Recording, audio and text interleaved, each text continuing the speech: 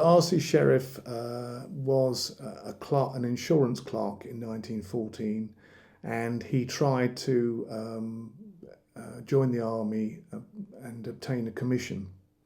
But he was refused a commission on the face of it because he'd not gone to the right school. But it also looks because his school hadn't got an army, the equivalent of an army cadet force today. So as far as I can see, he had no military training whatsoever. So it took him several attempts before he was able to enlist. When he manages it, he goes as a cadet to the Artist Rifles, to their camp in Romford in Essex.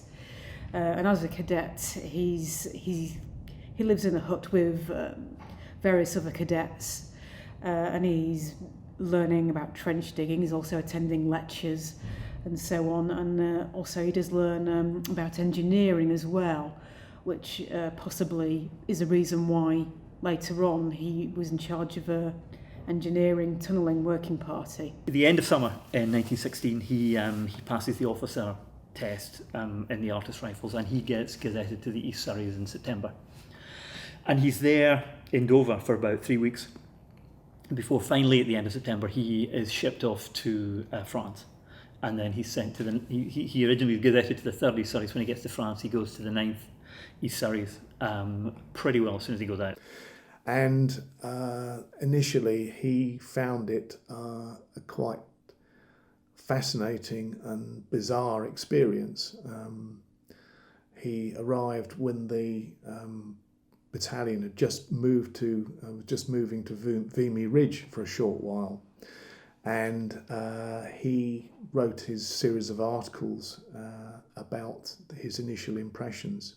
And he's actually in reserve line initially, and already he mentions in a letter that he's disgusted by war, which is interesting, and he can hear the noises of the shelling from the front from where he is. He's in a shed with lice and rats, although he does reassure his mum that the food is okay.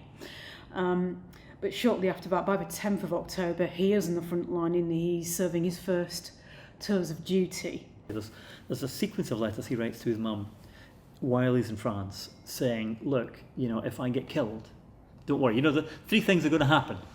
Either I'm going to come back alive and okay, or I'm going to get wounded and come back, or I'm going to get killed. And, if I'm alive, that's great. And if I get wounded, well, we'll deal with that. But if I get killed, well, you mustn't grieve. Lots of other people are in the same boat.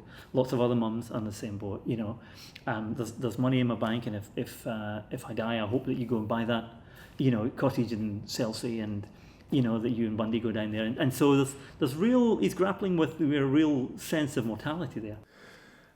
And, but very soon he found that he was transferred to the engineers, which he quite liked. There was a lot of tunnelling going on, and he was able to get away from normal regimental duty with supervising the men who were assigned to the tunnellers.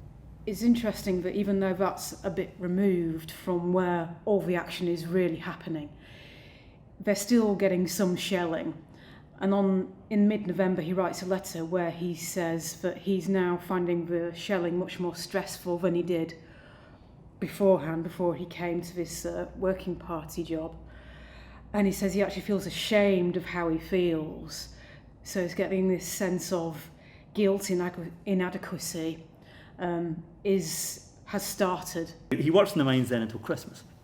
But then in Christmas there's a new colonel, and he's not happy with Sherriff because he feels his men are scruffy and badly dressed, and that he should come back to the trenches. So he comes back to the trenches, and he's back in time for New Year, when he gets shelled mercilessly on New Year's Day. And thereafter he's into the cycle of they have a week in the trenches, a week in reserve, and then a couple of weeks at rest, and then back in again. That was how the British Army operated.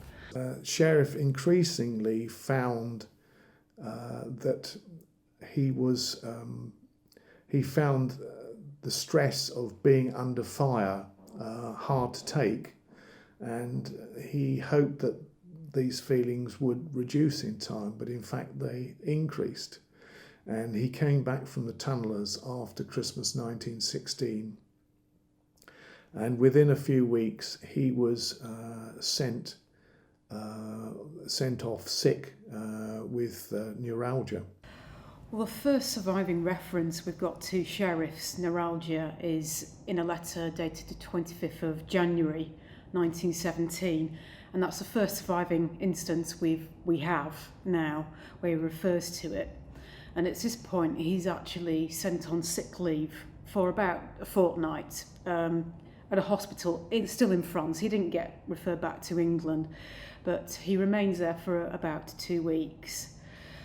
And while he's on this sick leave, he writes, particularly to his mum, that he can't forget the stress of thinking about being on the front line, and he dreads going back to the front line.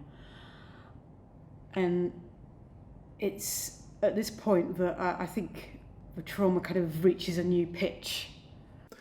And so he managed to keep going until he was wounded. And what happened was a field gun shell hit the top of a pillbox that they were passing. And Sherriff put out his hand and found that his face was covered in blood, and he was afraid that his face had much of his face had gone. And his company commander sent him off with his orderly to the dressing station to be seen to. But in fact, his wounds look more serious than they were, because fortunately for him, the shell had burst upwards, and what he'd been hit with were lots of splinters of concrete from the pillbox. And so he was relatively lucky to be sent back to England with those injuries.